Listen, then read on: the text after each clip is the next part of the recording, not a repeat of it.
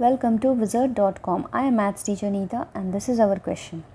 Banan bought 42 books and 23 toys from the market. If the price of each book and each toy is DHS 65 or you can say Dirham 65 and DHS 80 respectively.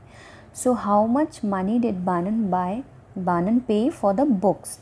So only books is asked. So let us see that what is the price given. So price of one book is given as DHS 65 and the price of one toy is given as DHS 80 or Dirham 80.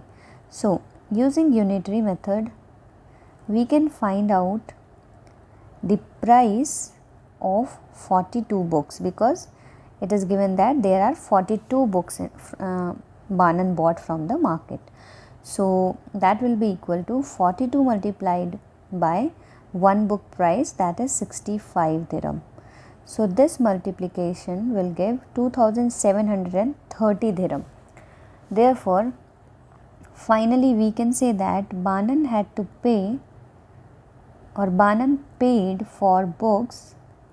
So this amount is 2730 dirham. So this is our answer.